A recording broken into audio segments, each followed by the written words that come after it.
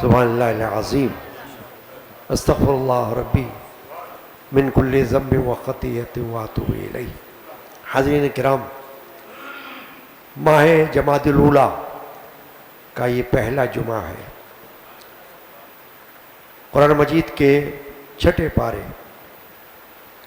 سورۃ المائدہ کی آیت نمبر 35 کا ایک حصہ اس فقیر گناہ گار نے تلاوت کیا۔ آج کے جمعہ کا موضوع ہے عقیدہ توسل قرآن اور حدیث کی روشنی میں۔ باری تعالیٰ جل شانہ عما نوالہ نے ارشاد فرمایا، یا ایھا الذین آمنوا، اے ایمان والو، اتقوا اللہ، اللہ سے ڈرو، وابتغوا الیہ الوسیلہ، اور اس کی طرف وسیلہ ڈھونڈو۔ یہ قرآن مجید کی سورۃ المائدہ کی آیت نمبر 35 کا مختصر حصہ ہے۔ باری تعالیٰ جل شانہ عما نوالہ نے یہ ارشاد فرمایا ہے کہ اے ایمان والو، اللہ سے ڈرو اور اس کی طرف وسیلہ ڈھونڈو۔ مفسرین نے، اکابر مفسرین جو گزرے ہیں، انہوں نے اس آیت شریفہ کی تفسیر میں یہ بات ارشاد فرمائی اور اس کی شرح فرمائی، تفسیر فرمائی کہ اس میں اللہ تبارک و تعالی نے اپنا قرب حاصل کرنے کے لیے کسی وسیلے کی طرف اشارہ فرمایا ہے۔ وسیلہ کسی چیز کو حاصل کرنے کا ایک ذریعہ۔ عرف عام میں ہم کہتے ہیں کہ بارگاہ الہی میں قرب حاصل کرنے کا ذریعہ وہ کیا ہے؟ اس کے لیے علماء نے یہ فرمایا، مفسرین نے فرمایا، پھر احادیث میں محدثین نے فرمایا، پھر فتاوی میں فقہا نے فرمایا، مفتیان اعظام نے فرمایا کہ وسیلہ دو طرح کا ہے، ایک اپنے اعمال صالحہ کا، نیک اعمال کا، اور ایک اللہ کی مقرب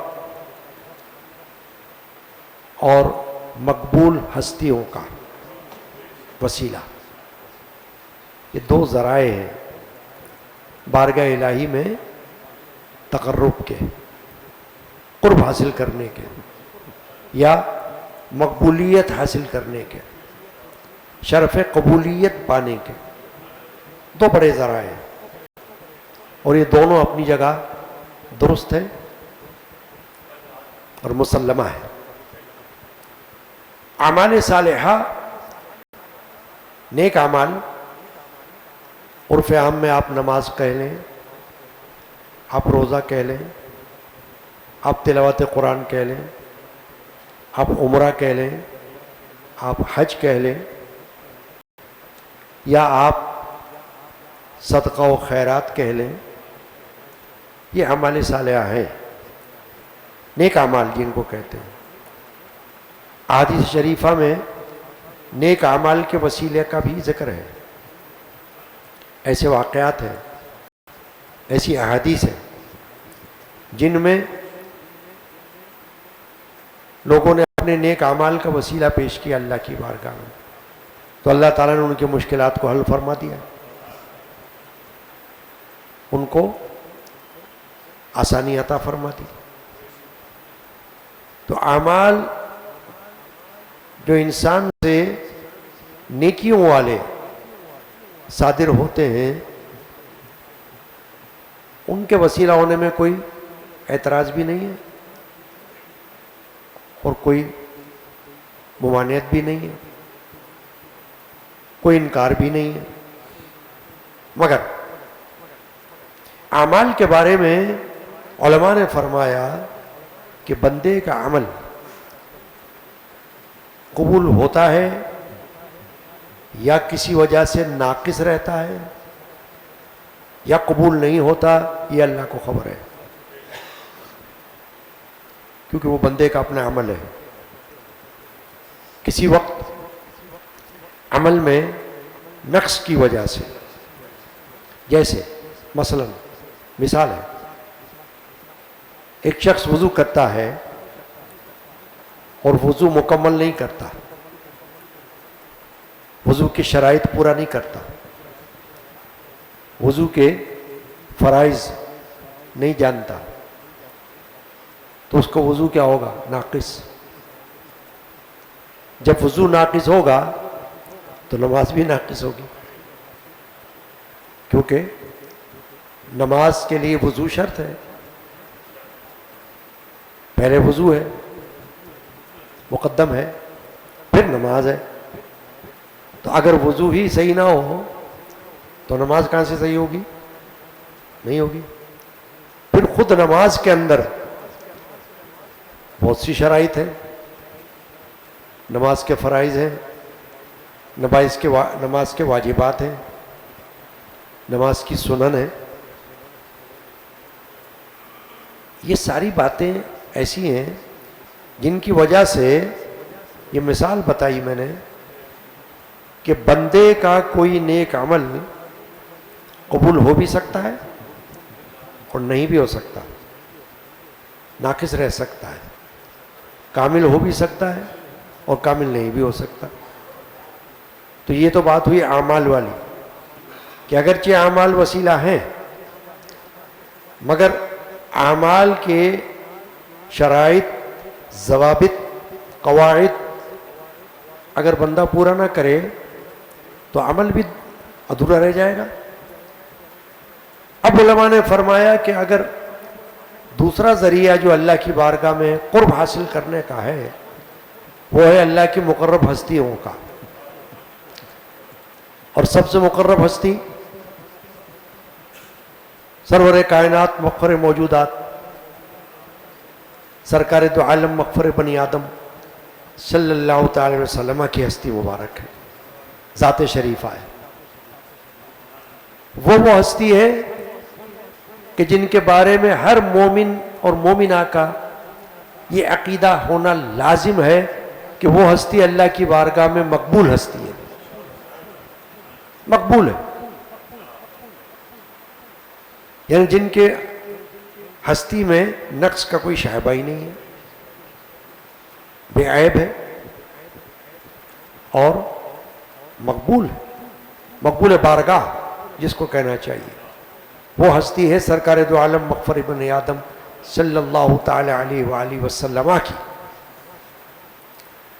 تو اب جب وسیلے کی بات آئے گی اور اعمال سے ہٹ کر مقبول بندوں کی طرف آئے گی بات، تو اللہ کے مقبول بندے جن کی وجہ سے دوسرے بندے مقبول بن جاتے ہیں وہ اللہ کے رسول ہیں صلی اللہ علیہ وسلم، کہ ان کے صدقے میں اللہ تعالیٰ دیگر بندوں کو قبولیت عطا فرما دیتا ہے، ان کے صدقے میں، ان کے طفیل، ان کے وسیلہ سے۔ ایسی مثالیں بہت سی ہیں جو احادیث میں ملتی ہیں، تفاسیر میں ملتی ہیں۔ چنانچہ جب عمل کے علاوہ بندے کی مقبول ہستی کی طرف توجہ کریں گے تو معلوم ہوگا کہ حضور نبی کریم رؤوف رحیم صلی اللہ علیہ وسلم کی ذات مبارکہ وہ ایسی ہستی ہے، ایسی ذات مبارکہ ہے کہ جس کا توسل اللہ کی بارگاہ میں قبول ہی قبول ہے، نقص کا کوئی شائبہ ہی نہیں۔ اگر ان کو وسیلہ بنایا جائے، اور یہ وسیلہ جس کو ہم کہتے ہیں توسل یا ذریعہ کہہ لیں سمجھنے کے لیے، ذریعہ، وسیلہ، توسل، یہ توسل عربی زبان کا لفظ ہے خالص، وسیلہ عربی زبان کا لفظ ہے. یہ سالہ سال سے امت میں مقبول چلا آ رہا ہے، نئی بات نہیں ہے. آج اگر اس دور میں اگر کوئی منکر پیدا ہو جائیں تو وہ بات کی پیداوار ہے، ورنہ یہ عقیدہ جس کو ہم کہتے ہیں عقیدہ توسل یا عقیدہ وسیلہ، یہ تو سرکار دو عالم صلی اللہ علیہ وسلم کے زمانے اقدس سے شروع ہو چکا ہے، چلا آ رہا ہے. قرآن کی آیات سے یہ مسئلہ علماء نے ہمیشہ ثابت کیا ہے. جب بھی عقائد پر بات ہوتی ہے اور عقائد اہل سنت کا بیان ہوتا ہے اور وسیلہ کا بیان ہوتا ہے تو اس میں ایسی مثالیں سامنے آتی ہیں جو ہمیشہ سے علماء، صوفیاء، محدثین، مفسرین، فقہاء اور مفتیان اعظام دیتے چلے آئے ہیں، مثالیں دیتے چلے آئے ہیں. اس کے لیے بڑے وسیع مطالعے کی ضرورت ہے. علماء نے تو اس مسئلے پر کتابیں لکھی ہیں. آج سے کئی سو سال پہلے عقیدہ توسل پر علماء نے، عرب کے علماء نے، عجم کے علماء نے کتابیں تحریر فرمائی، مثالیں دے دے کر سمجھایا ہے کہ عقیدہ توسل کا انکار گمراہی ہے، وسیلہ کا عقیدہ حق ہے اور زمانہ رسالت سے جاری ہے، اس لیے اس پر قائم رہنا چاہیے. جہاں تک اللہ تبارک و تعالی کی بارگاہ میں سننے کا تعلق ہے تو وہ تو کافر کی بھی سنتا ہے. سننے کا تعلق، سننے کا تو وہ تو ہر ایک کی بات سنتا ہے. سمیع ہے، اس کا صفاتی نام ہے سمیع، بصیر، دیکھنے والا. تو وہ تو ہر چیز کا سننے والا اور ہر چیز کا دیکھنے والا ہے، تو اس میں تو کوئی شک نہیں کہ کوئی وسیلے کے بغیر مانگے یا وسیلے کے ساتھ مانگے وہ سن لیتا ہے. بات ہے قبولیت کی، بات ہے پسندیدگی کی، بات ہے اللہ تبارک و تعالیٰ کی رضامندی کی کہ اللہ کی رضا کس چیز کے ساتھ ہے. رضا الہی کس میں ہے؟ رضا الہی اس میں ہے کہ اللہ نے جس ہستی کو یا جس ذات کو اپنا قرب عطا فرمایا ہے اس کو وسیلہ بنا کر اللہ کی بارگاہ میں مانگا جائے. یہ ایک الگ بات ہو گئی نا.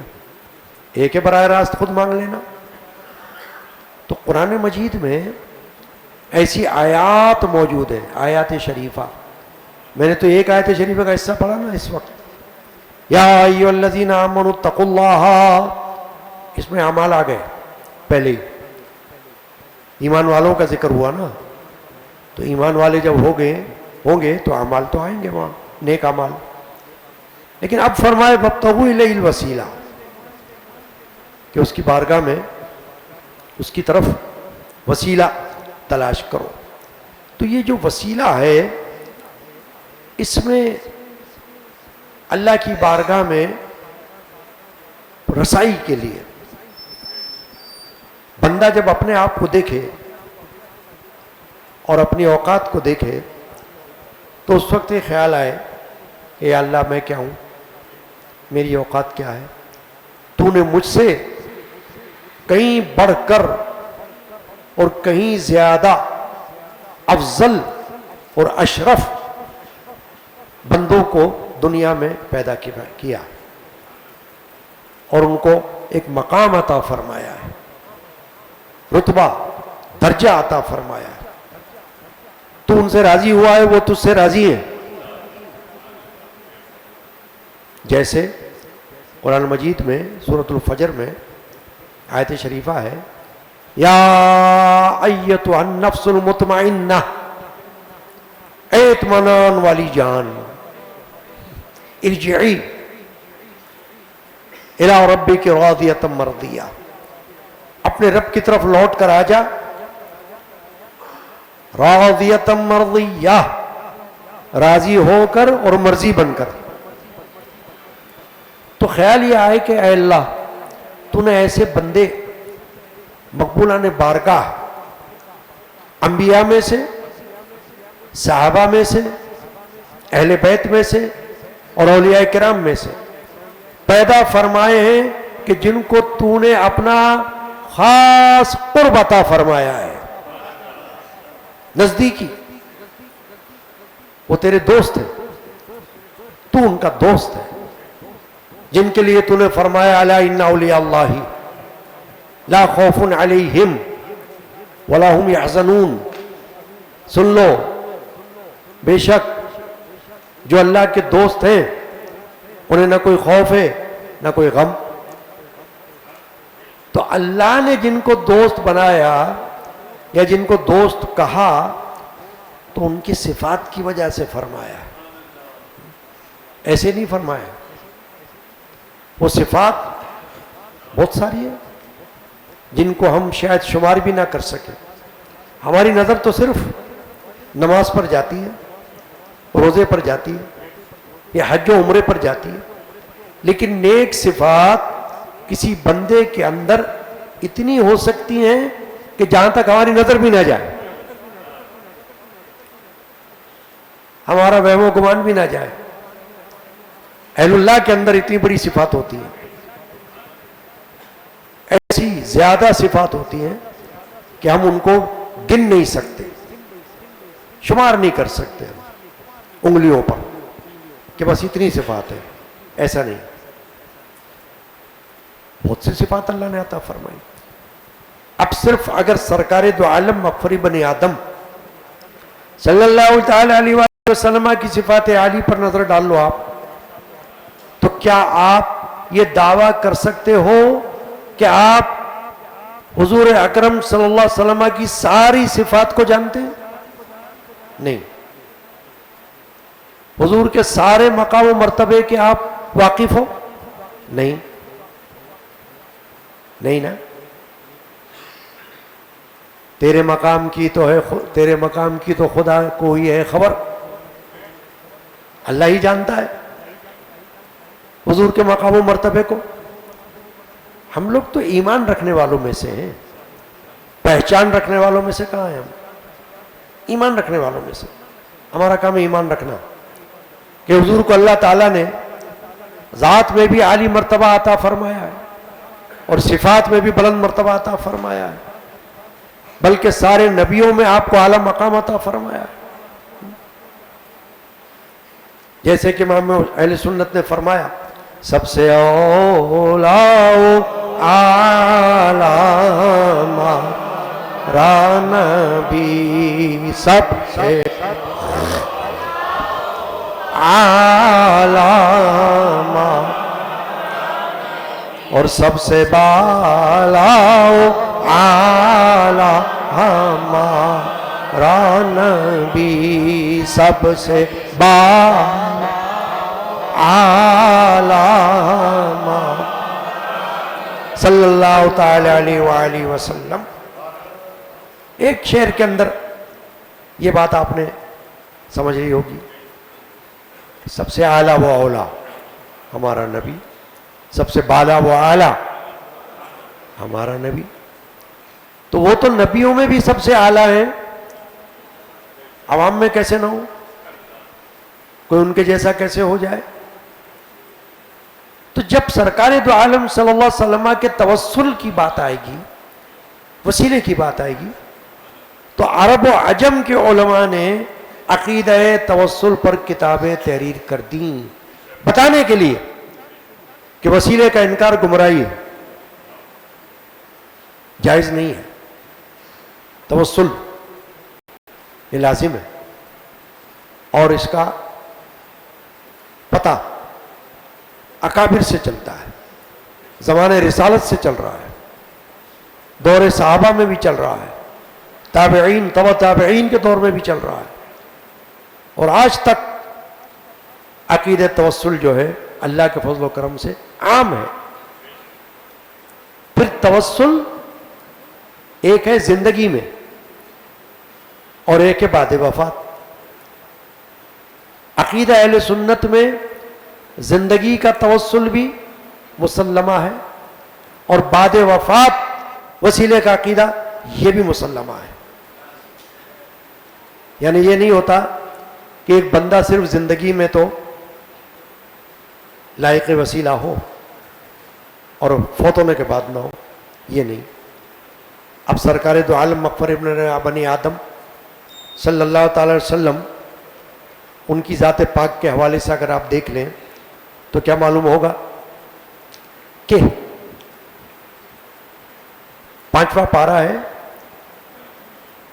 اور سورۃ النساء، اور اس کی آیت نمبر 64 کا ایک حصہ ہے جس میں اللہ نے ارشاد فرمایا وَلَوْ أَنَّهُمْ إِذْ ظَلَمُوا أَنفُسَهُمْ جَاءُوكَ فَاسْتَغْفَرُوا اللَّهَ وَاسْتَغْفَرَ لَهُمُ الرَّسُولُ لَوَجَدُوا اللَّهَ تَوَّابًا رَحِيمًا۔ فرمایا اور اگر جب وہ اپنی جانوں پر ظلم کریں تو اے محبوب تمہارے حضور حاضر ہوں اور پھر اللہ سے معافی چاہیں اور رسول ان کی شفاعت فرمائے تو ضرور اللہ کو بہت توبہ قبول کرنے والا مہربان پائیں۔ اب اس میں کیا ہے؟ ایک زمانہ وہ ہے جو حضور اکرم علیہ الصلوۃ والسلام کا ظاہری حیات کا زمانہ ہے، اس وقت یہ آیت نازل ہوئی، حضور نے پتہ ہی نہیں یہ آیت شریفہ مجھ پر نازل ہوئی ہے۔ قرآن تو سارے کے سارا سرکار دو عالم صلی اللہ علیہ وسلم کے قلب اطہر پر نازل ہوا ہے، عام بندے پر تھوڑی ہوا ہے، اللہ کے خاص محبوب بندے پر نازل ہوا ہے۔ حضور اکرم صلی اللہ علیہ وسلم نے بتایا کہ آیت شریفہ نازل ہوئی ہے۔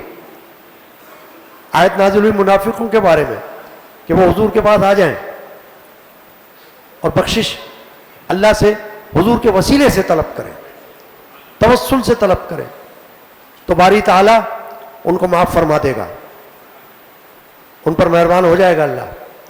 مگر درمیان میں وسیلہ کس کو بنائے؟ اللہ کے رسول کو۔ وسیلے کا ایک نام برزخ بھی ہے، برزخ، دو چیزوں کے درمیان جو چیز ہو اسے برزخ کہا جاتا ہے۔ جیسے آپ نے سنا ہوگا کہ قبر یہ برزخ کہلاتی ہے کیونکہ یہ دو چیزوں کے درمیان میں ہے، ایک یہ زندگی جس میں ہم اور آپ جی رہے ہیں اس وقت، اور ایک حشر کی زندگی، آخرت کی، جو بھی آئے گی، ابھی آئی نہیں، ہم نے دیکھا بھی نہیں ہے، ابھی ہم صرف ایمان رکھتے ہیں۔ ان دو زندگیوں کے بیچ میں کون سی زندگی ہے؟ قبر کی زندگی، اس کو کہتے ہیں عالم برزخ۔ رسول کریم رؤوف رحیم صلی اللہ علیہ وسلم بھی برزخ کبریٰ ہے، اللہ اور بندے کے درمیان، یعنی وسیلہ ہے۔ کسی نے شعر کہا ہے ادھر اللہ سے واصل ادھر مخلوق میں شامل، ادھر اللہ سے ملے ہوئے ہیں، اللہ سے جدا نہیں ہے، قرب رکھتے ہیں اللہ کا، اللہ نے ان کو اپنے ساتھ رکھا ہے۔ ادھر اللہ سے واصل ادھر مخلوق میں شامل، خواص اس برزخ کبریٰ میں ہے حرف مشدد کا۔ خواص، خاصیت اس برزخ کبریٰ میں ہے حرف مشدد کا۔ کیا معنی ہوا اس کا؟ سمجھنے کی بات ہے۔ مشدد اس حرف کو کہتے ہیں جس میں تشدید آئی ہو، جیسے محمد، لفظ محمد. اب محمد میں بیچ میں کیا ہے؟ تشدید ہے نا، شد ہے نا، تبھی تو پڑھنے میں یہ ہو رہا ہے محمد. یعنی کہ یہ جو میم ہے ایک طرف ہے سے ملی ہوئی ہے، ہا سے، اور ایک طرف دال سے، تب ہم پڑھتے ہیں تو محمد ہوتا ہے. اگر تشدید نہ ہوتی تو محمد پڑھنا نہیں ہو سکتا تھا. جب شد آ گئی، تشدید آ گئی، اب پڑھنے والا کیا پڑھتا ہے؟ محمد. تو علماء نے اس کی تفصیل میں فرمایا سمجھانے کے لیے کہ رسول اللہ صلی اللہ علیہ وسلم کی ذات پاک بطور وسیلہ کہ ایسی ہے کہ ایک طرف اللہ سے ملی ہوئی ہے، ایک طرف مخلوق سے ملی ہوئی ہے. جو مخلوق ان کے ساتھ مل جاتا ہے وہ اللہ سے مل جاتا ہے. بخدا یہی ہے خدا کا در، نہیں اور کوئی مفر مقر، جو وہاں سے ہو یہیں آ کے ہو، جو یہاں نہیں تو وہاں نہیں. اعلیٰ حضرت کا شعر ہے. کیا ہے؟ بخدا، خدا کی قسم، یہی ہے خدا کا در. رسول اللہ صلی اللہ علیہ وسلم کی بارگاہ اقدس جو ہے یہ خدا کا در ہے. نہیں اور کوئی مفر مقر، کوئی جائے فرار اور جائے قرار نہیں ہے. جو وہاں سے ہو یہیں آئے ہو، اور جو یہاں نہیں تو وہاں نہیں. یعنی اگر وہاں سے اللہ کو کچھ کرنا ہے نا تمہارے لیے تو اس کا ذریعہ یہیں کو بنائے گا، حضور کی بارگاہ اقدس کو. اور اگر یہاں سے کسی کو نصیب نہیں ہوا تو پھر وہاں سے بھی نصیب نہیں ہوگا، کیونکہ اللہ تعالیٰ نے ایک ذریعہ رکھا ہے، اپنے حبیب و محبوب کی ذات پاک کو وسیلہ بنایا ہوا ہے. اس کو کہتے ہیں عقیدہ توسل. اب آپ یاد دیکھیں یہ کیا آیت شریفہ سورۃ النساء کی حصہ میں نے پڑھا، وَلَوْ أَنَّهُمْ إِذْ ظَلَمُوا أَنفُسَهُمْ جَاءُوكَ فَاسْتَغْفَرُوا اللَّهَ وَاسْتَغْفَرَ لَهُمُ الرَّسُولُ لَوَجَدُوا اللَّهَ تَوَّابًا رَحِيمًا. فرمایا اللہ نے کہ جب یہ اپنی جانوں پر ظلم کریں تو اے محبوب صلی اللہ علیہ وسلم آپ کے حضور آ جائیں، آپ کی بارگاہ میں آئیں اور پھر اللہ سے معافی چاہیں. اب معافی تو کوئی بندہ ویسے بھی کر سکتا ہے نا، یا اللہ مجھے معاف کر دے، تو منع تو نہیں ہے، کر سکتا ہے دعا. یا اللہ مجھے بخش دے، کر سکتا ہے، ہو سکتی ہے نا. مگر اللہ نے کیا طریقہ بتایا ہے؟ اللہ یہ طریقہ فرما رہا ہے کہ جب یہ آپ کے حضور اپنی جانوں پر ظلم کرنے کے بعد آئیں، آپ کے حضور میں آئیں اور اپنی اللہ سے اپنی معافی چاہیں، اور رسول بھی ان کی شفاعت اللہ سے مانگے، کیونکہ رسول کو اللہ نے منصب شفاعت عطا فرمایا ہے. بخشوانے کا منصب اللہ نے کس کو دیا ہے؟ اپنے رسول کو، نبی کو. عقیدہ ہے نا ہمارا یا نہیں ہے؟ شفاعت اللہ نے حضور کو دی ہے کہ نہیں دی ہے؟ منصب، عہدہ دیا ہے کہ نہیں دیا ہے؟ دیا ہے نا، میدان قیامت میں. تو اللہ نے فرمایا کہ جب رسول بھی ان کی شفاعت فرمائے تو ضرور اللہ کو بہت توبہ قبول کرنے والا پائیں گے وہ. کہ اللہ کے رسول سے یہ کہیں کہ آپ ہمارے لیے اللہ کی بارگاہ میں بخشش کروا دیں، ہماری شفاعت کروا دیں، ہماری توبہ قبول کروا دیں، ہمیں معاف کروا دیں. یہ ہے وسیلہ. حضرت مولا علی مشکل کشا کرم اللہ تعالی وجہ الکریم سے ایک واقعہ منقول ہے تفاسیر کے اندر، کہ جب حضور اکرم علیہ الصلوۃ والسلام نے پردہ فرمایا اور آپ کو تدفین کے بعد 3 دن گزر گئے، تو ایک عربی آیا، دیہاتی، اور وہ آ کر حضور پاک صلی اللہ علیہ وسلم کی قبر انور پر گر گیا اور فریاد کرنے لگا، یا رسول اللہ صلی اللہ علیہ وسلم، اللہ تبارک و تعالیٰ نے قرآن میں یہ فرمایا تھا، یہ والی آیت شریفہ کا حوالہ دیا اس نے، کہ اگر لوگ اپنی جانوں پر ظلم کر لیں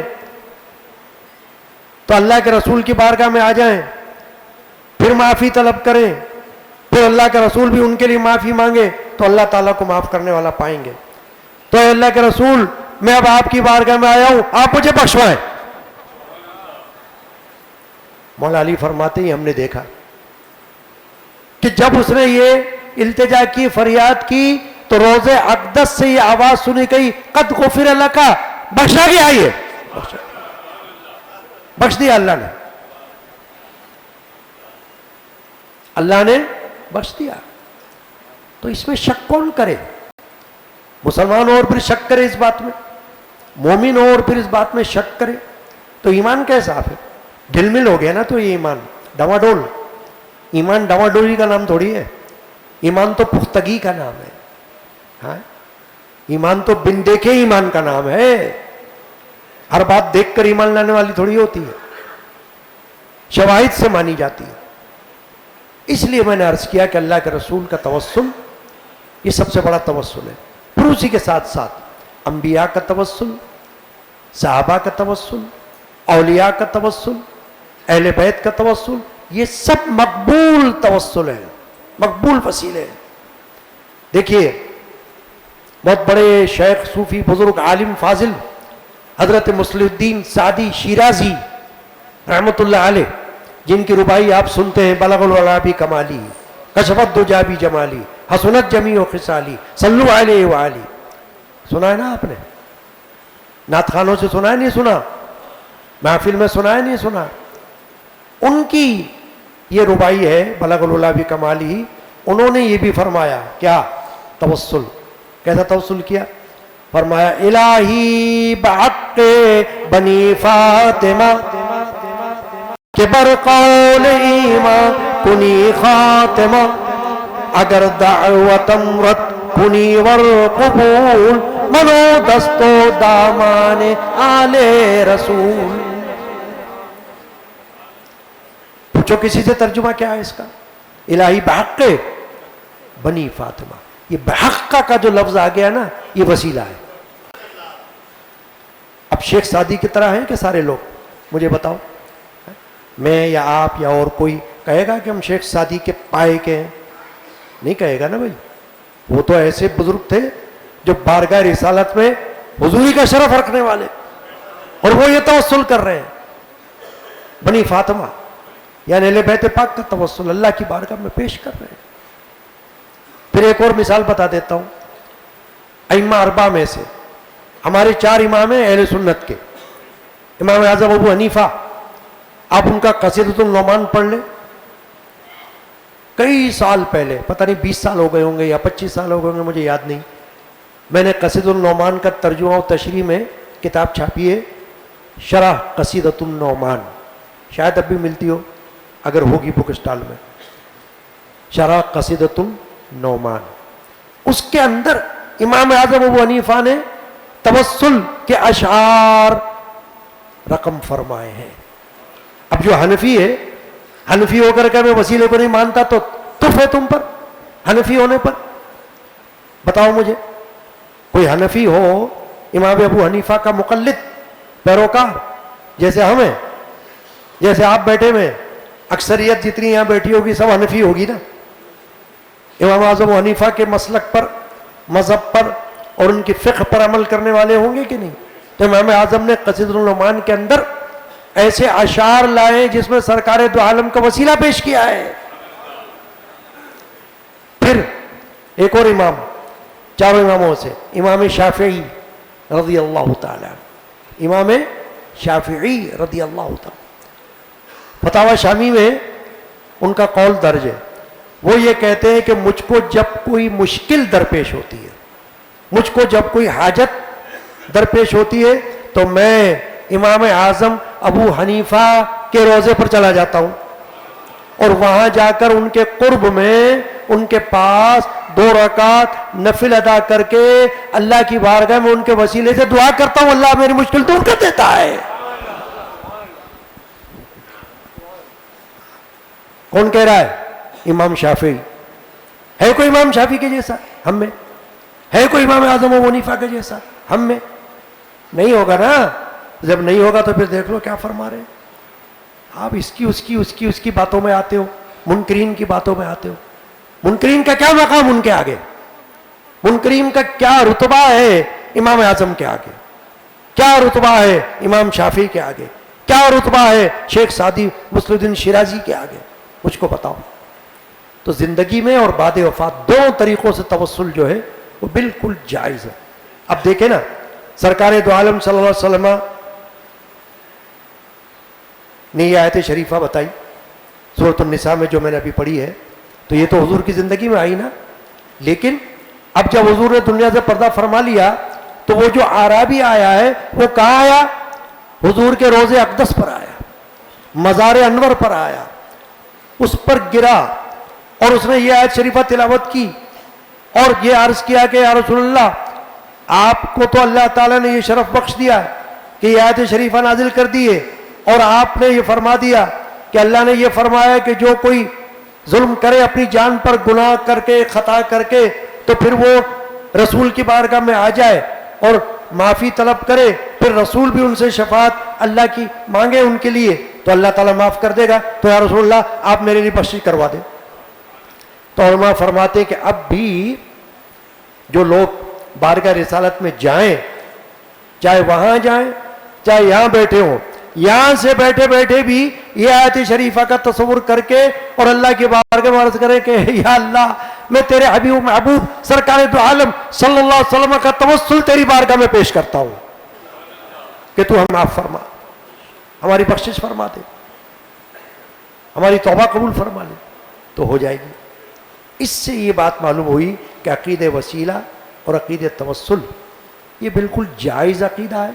وقت اتنا نہیں ہے ورنہ میں اور بھی مثالیں احادیث کی آپ کو پیش کر سکتا تھا، مگر وقت ختم ہو رہا ہے، لیکن سب کچھ بیان ہو چکا ہوا ہے۔ علماء نے سمجھنے کی ضرورت ہے، علم حاصل کرنے کی ضرورت ہے، علماء کے پاس بیٹھنے کی ضرورت ہے، پڑھنے کی ضرورت ہے، سننے کی ضرورت ہے، اور پھر عمل کرنے کی ضرورت ہے، تاکہ معلوم ہو جائے گا کہ وسیلہ کیسی چیز ہے۔ وہ زندگی میں بھی ہے، بعد وفات بھی ہے، انبیاء کا بھی ہے، اولیاء اللہ کا بھی ہے۔ مقبولان بارگاہ کا وسیلہ وہ بالکل اپنی جگہ جائز اور درست وسیلہ ہے۔ اللہ تبارک و تعالی ہم کو اس پر قائم رہنے کی توفیق عطا فرمائے۔ صلی اللہ تعالی علی محمد وعلی آلہ وصحبہ اجمعین۔